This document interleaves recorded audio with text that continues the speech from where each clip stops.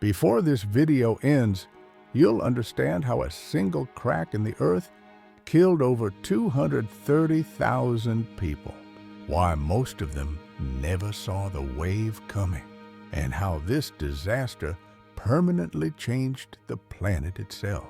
Sit down for a moment, because this is not just a story about water.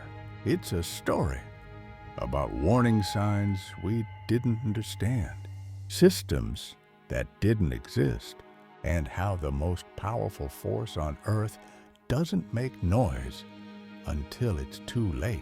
This week in history, the planet reminded humanity who's really in control.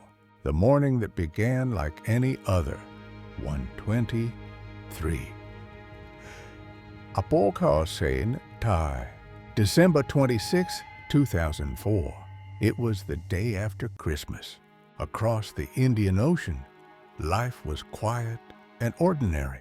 Families were sleeping in coastal villages.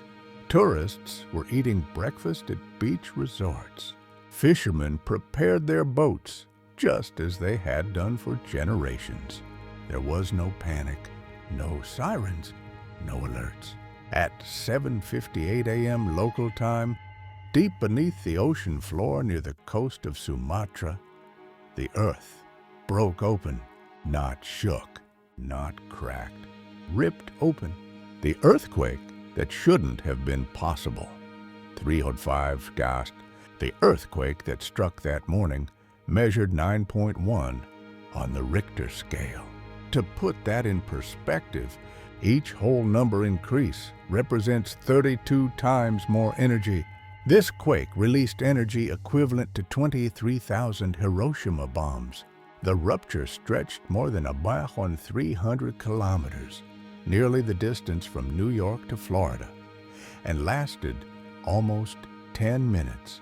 10 minutes of the planet tearing itself apart. And most people near the coast felt almost nothing. That's because the real danger wasn't the shaking. It was what followed. The ocean pulled back, and people walked toward it. When the sea floor suddenly rose, it displaced billions of tons of water. Out in deep ocean, the tsunami raced forward at nearly 800 kilometers per hour, the speed of a jet aircraft. But near land, something strange happened. The ocean began to retreat. Water drained away from beaches, exposing coral reefs and sea floor no human had ever seen before. Children ran toward it. Adults followed. Phones came out. No one screamed, because no one knew this was the final warning. Then the horizon rose. The wave that erased cities.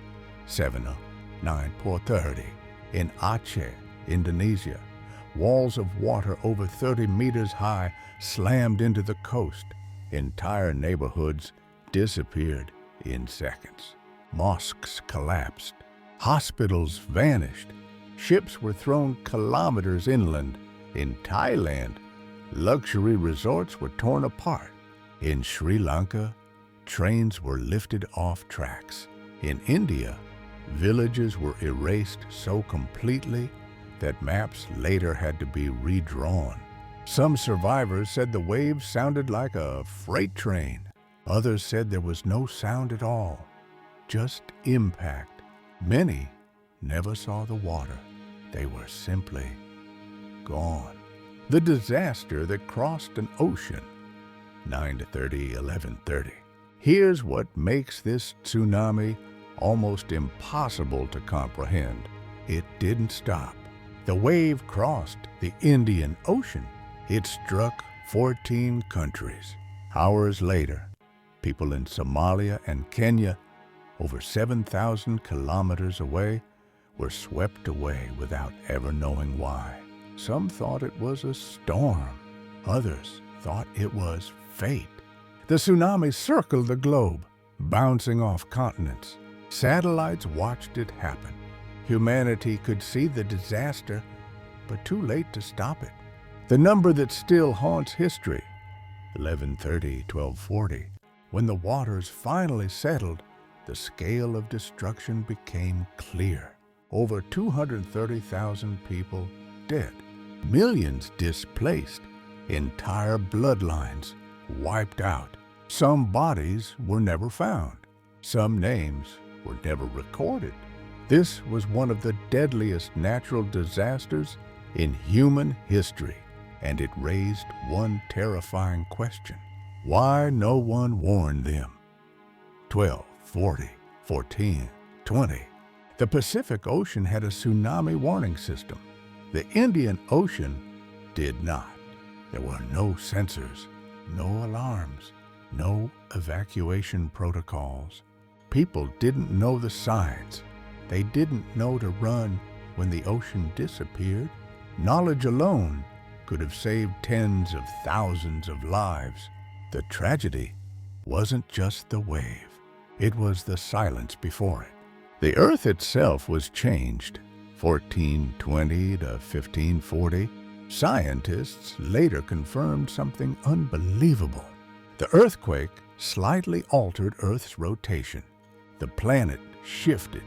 Days became shorter by microseconds. Islands moved. Fault lines changed. The Earth was permanently different. History wasn't just recorded that day. It was carved into the planet.